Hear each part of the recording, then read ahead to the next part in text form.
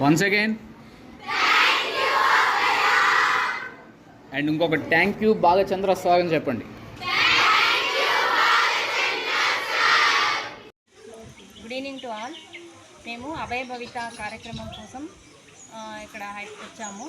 ఇక్కడ ఏమైందంటే 2 days జరిగిన ప్రోగ్రాంలో హౌ టు సేవ్ చిల్డ్రన్స్ అంటే బాయ్స్ అండ్ గర్ల్స్ ఇద్దరిని ఎట్లా మనము వాళ్ళ యొక్క ఈ ఫ్యూచర్ని వాళ్ళ యొక్క భవిష్యత్తుని ఎట్లా తీర్చిదిద్దాలి అనే విషయాన్ని గురించి గురూజీ గారు చాలా క్షుణ్ణంగా మాకు ప్రతి ఒక్కటి అలవర్చుకునేటట్టు ఎట్లా మనము అంటే ఒక స్కూల్కి వెళ్తే మనం ఎట్లా వాళ్ళకి కన్వే చేయగలము అనే దాని గురించి ప్రతి ఒక్క విషయాన్ని క్షుణ్ణంగా అంటే మేము ప్రాక్టికల్గా చూసేటట్లు ఆయన ప్రతి ఒక్క విషయాన్ని మాకు కన్వే చేశారు. దీనివల్ల ఒక శిక్షణ తీసుకొని మేము వెళ్ళి ఫీల్డ్లో చేసేదానికి చాలా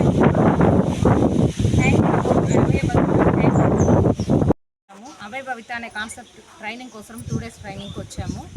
దీంతో ఆడపిల్లలు మగపిల్లలు మన పిల్లలు అవేర్నెస్ ప్రోగ్రామ్ మీద అభయ భవిత అంటే వాళ్ళ భవిష్యత్తు గురించి మనం మార్చడానికి కొంతమంది లైఫ్ సేవ్ చేయడానికి 10 సూత్రాలు చెప్పించారు. మీద లైఫ్లో అన్మెమరబుల్ ఈ 2 days నాకు.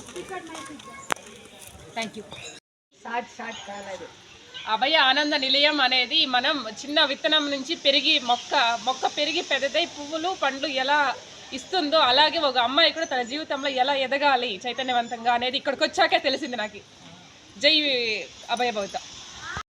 நாங்கள் இங்கே அபியா பவிதான்ற ஒரு கான்செப்ட்டு 2 நாளாக ட்ரைனிங்கில் இருக்கிறோங்க.